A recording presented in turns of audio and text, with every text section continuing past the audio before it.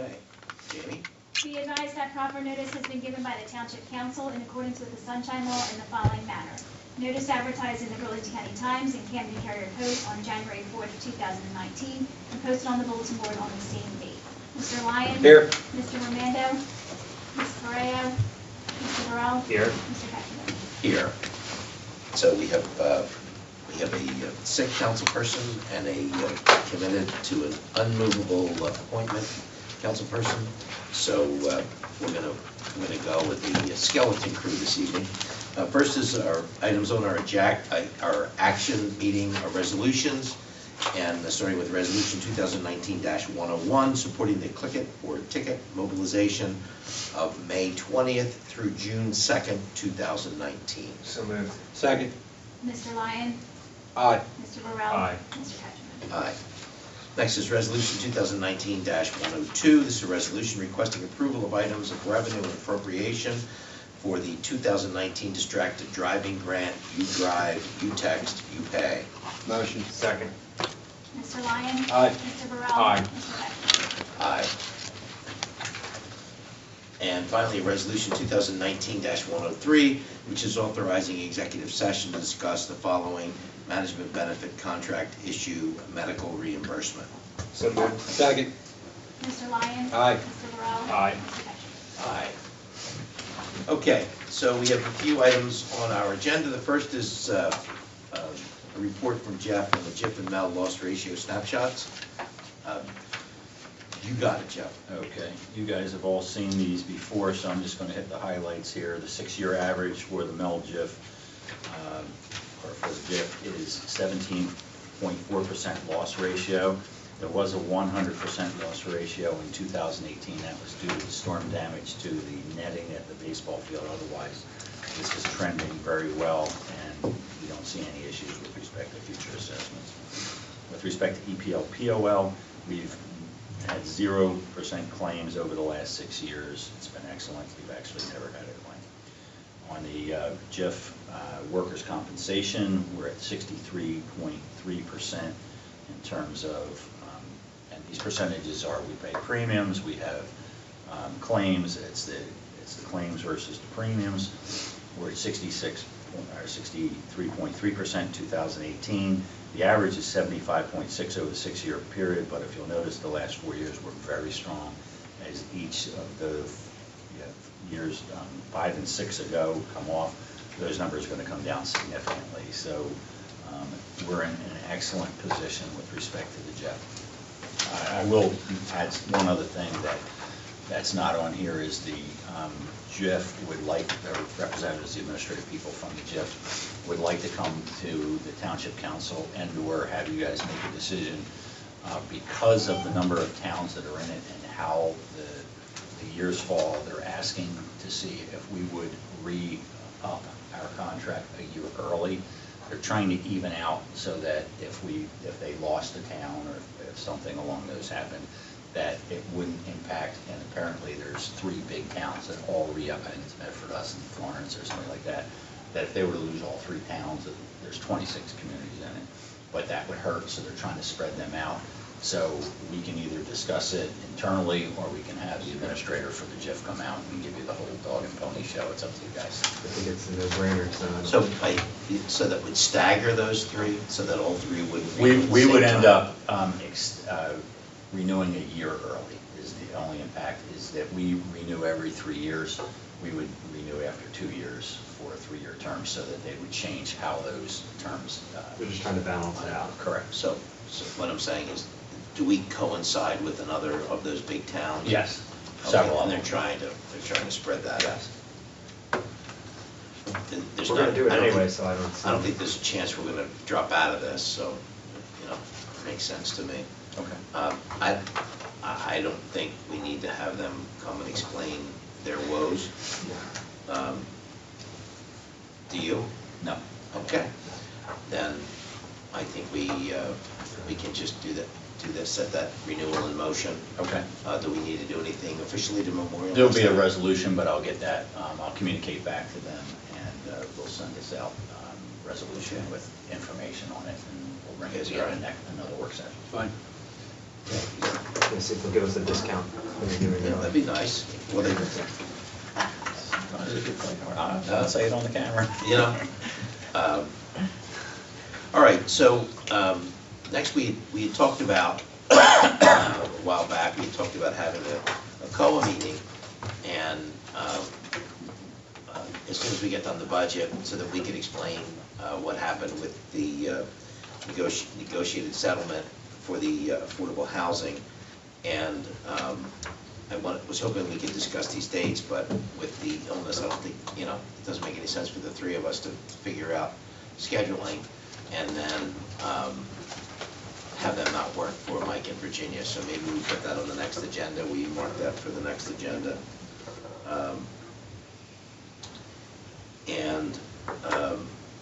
We could talk briefly about the next item, which is the discussion of an alternate approach to the final phase of Jake's Place, but I don't know that we can make a decision with just three of us. I think everybody should be involved. We could talk about it a little bit. Jeff was kind enough to give some background on what's possible, and I don't have it in front of me, but I have Jeff, so we're okay. Oh yeah, there you go. Thank you. I made it bigger because Jeff writes.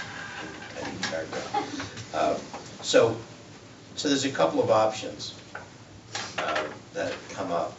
Do you want to explain it, Jeff? First of all, let me clarify one item. What was said at the meeting is this was not put in as money in the capital improvement fund, so there's not actually money there. It is what township, I went back and I have the minutes and I also have the budget itself. It was put into the capital budget, so it was an item that if the township council got a commitment from one of the other organizations that the Corps of Army Engineers was looking for, then at that time you would do an ordinance and move forward. So there wasn't really an authorization of funds. So and it's very clear in the minutes, that was the discussion, that's what happened. It was in the capital budget, it wasn't a capital improvement. It's not like there's actually money sitting there. That's number one. There are basically three avenues that you have, is that we have money in the capital improvement fund. Money in the capital improvement fund is has been utilized here in the past for down payment money. You have to have 5% down payment money when you go out to borrow for debt service.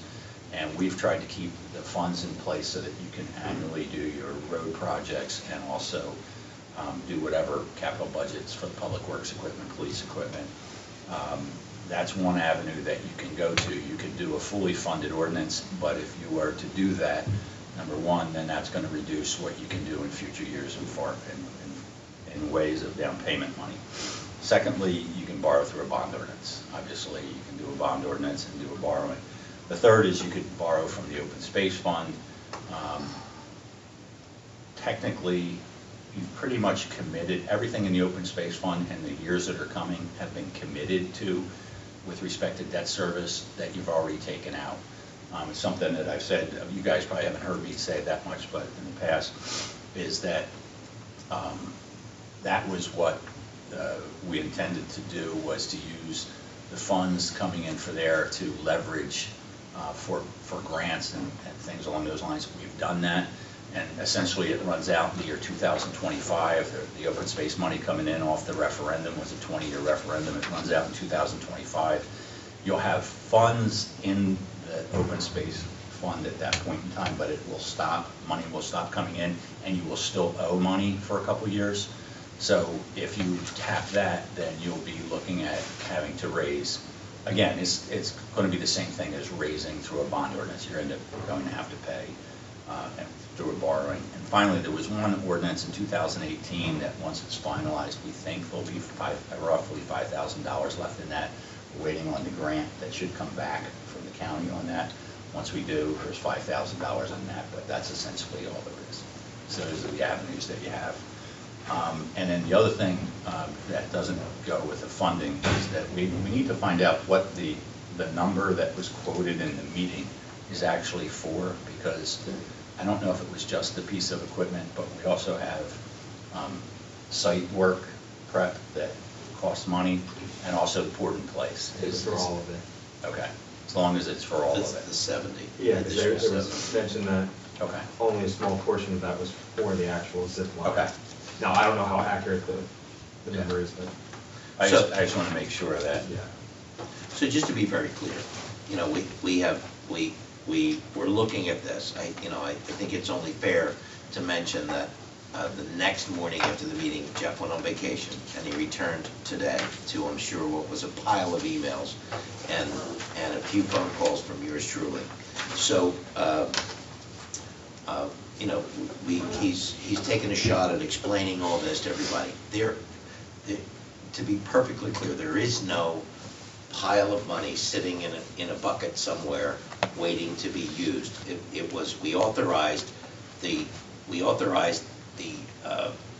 We gave the authorization to borrow the money should the Army Corps of Engineers commit to doing this project. So that's where that was. You know, if we can get this 5,400, that would be, once we figure out exactly how that would happen, and or if Jeff should find anything else, that'd be great. If not, we have to do what we always do when we get money, and that is to borrow money by way of a bond ordinance. And if that's the case, then that's the case, but that's a different story from there's money sitting, you know, over in a corner somewhere waiting to be spent. You know, I'm hoping that we are successful in finding ways to fundraise that and get the project completed as quickly as possible. That's really what we can report so far today. And I commend Jeff for being able to pull that together in an afternoon. So. and all of the avenues that I outlined would require some type of a bond ordinance that would take 4 affirmative votes. So we can't really do 4 anything people tonight. to agree to whatever you're going to do. The only, at least from my perspective, I think we should, as our Assemblyman Conway says, you have to run through the tape. I think we're right. Yeah. We're right there. I think we should help them get over that. Yeah. Get through that tape. I know you've met with them before in kind of laying out the plan for funding, so I don't know if we should do that again, just because I know they have some ideas about fundraising and, you know, like, let's get a map of their plan so we can map our funding Yeah. to their marketing plan going forward and fundraising. You know, if they plan on, you know, I know briefly after the meeting, they mentioned a few ideas they had to raise some money. So I think we should really get down and talk to them about what the plan is, so that we Right. can be on the same plan and fund the rest of it. Right, and they did do something, they had some Billy Joel tickets. Yeah, that absolutely. They're still working. They did, and, you know, that's all good. The bottom line is, I think we all want them to be successful and close this project out. I think the most important thing that they want, and they continue to ask for, although, you know, I would think with what, even though financially, most of what we did wasn't seen, you know, donated the land, we donated the engineering services, that doesn't show up on a general ledger anywhere. But I think that they want their donors to recognize that the township is fully behind this project and can't wait for it to be completed and the kids to be playing. So, if nothing else, maybe we'll do that. We'll schedule something with the Jake's Place folks and see if we can't get this tape broken and get past the finish line. Okay. Anybody else have anything to talk about with that one, or I mean, we can't really do anything until we. Yeah, I mean, just we'll schedule a meeting. So. Yeah. Next, I put on the agenda that I wanted to talk about this path to progress resolution that was presented to us. It's a rather lengthy general plan. Fortunately, Tom has a little bit of insight on it, and can maybe let's try to do this. Let's just kind of give us a real high level look at it from your perspective, and then. Because whatever you say tonight, we're going to have to do again when Virginia and Mike are here, because this is rather a lengthy proposal that was presented to us. Yeah, it is voluminous, and it ties in pension issues, healthcare issues, retiree healthcare issues, new hires, and how they're going to be treated both pension-wise and retirement age-wise. There's a lot of factors in here that make a lot of sense that should be done. There's others that you've got to question because of the fact of people retired under a certain set of circumstances and they're looking to maybe change some of these things. You know, the teachers' pension fund is really severely underfunded immensely. The PERS for local governments, not quite as bad, but there's a lot, and you really need to read through it and highlight it and then go over it when the other council folks are here, because it touches on a lot. Right. And, you know, one of the big things for the public employees, you know, they look at it from the perspective, we always made our contributions. You know, we didn't cause this problem. The state or whoever you want to blame caused this problem. So now we're going to bear the brunt of the burden or share a larger portion of the burden than they think they should. So it's a lot to look at and think. And it ties in with Chapter 78 and all that stuff that went on. Well, let's take some more time. We have Mike and Virginia back. We'll go through that again, maybe just to talk about that. But this is, I mean, this is the crux of the plan. And I took out the blank pages. Jeff, we made all of our pension contributions that we had to make as a township, right? We've done all Yes, that. there were approximately 10 years when you weren't, this goes back long before your time, but there were about 10 years when local government weren't even allowed to make a contribution. They basically stopped taking a contribution from the towns to, my way is to kind of reduce the tax burden, which you know, wasn't really a true measure of where people should have been. Right. So the town probably, and then they phased it back in with local government and I think the state a little bit later. But no, we've always made our full pension contributions. And there was a time when you could defer your pension contributions. The township council here has never deferred. To bring it in slower, you know, you ultimately would have had the same bill, but no, we've never deferred and or skipped a pension payment. Most administrators that I dealt with were not in favor of deferring because you're going to have to come up with that money anyway at some point. So why am I going to kick that can down the road? Right. When we don't know what's down the road. Right. So this is a big, heavy, with a lot of impact kind of discussion. I think we should continue it when we have the full council here. But as I was going through and making my highlights, I looked at it and I said, well, what, you know, and we should change this one. And I'm reading them saying, well, what was promised and what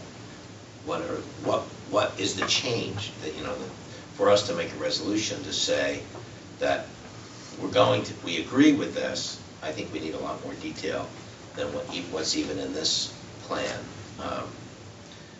Anyway, so I appreciate your insight. I know that you have a lot more experience with this particular plan than I do, and I believe Tyler does. So let's discuss it again when we have the full council, and we'll see how it goes beyond there. I think it's just too big of a topic to give it a quick look and make a decision. That being said, that really concludes the agenda items, so I'll ask for reports from staff. Nothing this evening? Mark Clark. How about you, Jeff? You've had about 8 hours to get back in the saddle, clean up the old messes, put out the fires. You have a report for this? I have an issue to bring up that will probably need some legal advice on, and it was just brought to me this afternoon, so I apologize. But we have a private property owner that has public land behind, township land behind them that has a dead tree. Public Works went out and evaluated it and determined, yes, it's dead, but it's not to a position where it's going to fall down or hurt anybody. The person is offering to hire a private contractor to take the tree down on our property, is willing to pay the cost, and running it by both legal and from council, because obviously it opens a policy up, and then also legal aspects of it. I would say so long as we have the proper reservation of rights and indemnification, that if something should go wrong, that he's going to hold the town harmless, which should be just a general release, I don't see it being an issue. The rest of it's a policy decision. From a legal perspective. The township council have an issue with it from a policy standpoint. Well, let's, before we ask if we have an issue, let's talk about what the potential issues might be. So if we set this, if we open this door, does that, let me just make sure I heard you right. So the resident's going to pay for the cost to take the tree down? Correct. The only issue is that it's on our property. Correct. And they're asking for permission in And advance. it is dead. I mean, And it every is once in a dead. while, we get people requesting to take trees down that aren't dead. This tree is dead. It doesn't pose a danger in terms of falling onto property, but they still, I'm sorry, a house, but they still have a concern about it falling over, if there were a bad storm or something like that. Gotcha. Or even if children were playing in the area and it happened to go down. Yeah. There's, that. So, Is it on Green Acres? It is. Okay, it's a big tree. other than, eliminating the cost factor, eliminating the have to ask permission factor, I don't see any other issues from our perspective, unless somebody does, that would prohibit us from, I know it sets a precedent that people can do that, but I think there's enough protection there to say, look, you have to have permission in advance, you have to hold us harmless, and you have to pay for it if you want to do that. And we have to evaluate that. And we have to evaluate. I think under those conditions, that it's a win-win.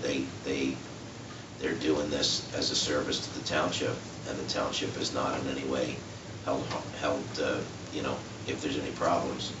Jeff, I would just also make sure that the service they're offering to provide that does just include chopping down the tree. What about the stump, the root, the stem, and all It that? is not. They're going to just drop the tree. Just want to make sure you're comfortable with that from a policy point of view. That's all. So If it's Green Acres, one of the premises of Green Acres is the tree dies and it creates habitats and stuff for other creatures, even though it's dead. Right. I thought we weren't allowed to touch Green Acres. No, we can touch Green Acres. The issue is more along the lines of what Tom said. We get a lot of people who want trees carted away that died and things along those lines. And we've had the people themselves have called Green Acres. We've had them come down and walk through and see trees that have fallen over, and we're fine with that for the same reason that he just outlined, is that they provide habitats. Now, there are some where we have so much storm damage, like we've had in Lake Lonnie, that a bunch of pine trees, just wind shear knocked them all over, that we've cleaned up some of them. But when it comes to these bigger trees, we usually don't remove them unless there's an issue that they fell in the neighbor's yard or something. If this tree were to go down on its own into the resident's property, then, correct me if I'm wrong, we or somebody would be obligated to clean that up out of their property. But if it goes into the Green Acres, we can just go, done. So I'm assuming the owner wants the tree dropped into the Green Acres, and then the tree will just be in Green Acres and go into what I call the circle of life and decompose and the whole bit. And we don't have an issue with it. But there were situations where the tree, I know I've got a couple calls, Gary, before, where the tree falls onto somebody's property on the fence, and that's not our, or we don't repair that. That goes to the It's a homeowner's homeowner's. insurance, correct? Even if it was from a township property. Correct. So okay. There's certain things that I'm just trying to figure out the line, because that don't seem fair in terms of immunities. If one of our vehicles hits a car, that goes against their car insurance. It doesn't actually go against them, but they go to their car insurance, they don't go to us. Okay. There's certain immunities that municipalities have. Yeah, well, I think it's So, fine. yeah, I think that this would be great, as long as all the legal issues are taken care of. I think this is truly a win-win. Happens once in a while. Is that it? That's all. Okay. Alan, anything from the legal department? I would just say, because we do have a majority in quorum, if we are going to make a policy decision, at least for this particular circumstance, we can do it by way of, not a resolution, but just at least a vote. Everybody For knows this, that- for the tree That we're issue. okay, just authors fair release. Just a voice vote? Yeah, that's fine. So, I'm going to say I'd like a motion I'd like someone to make a motion indicating that we give authority to the resident who's going to cut down this tree, have it fall on Green Acres property and left there, they assuming all the expense, all the liability, holding us harmless, and was there a fourth? I don't think so. That's fine. We'll take care of the details. And in terms of the they've language. assured that it was dead. That we've been assured that it's a dead tree. Correct.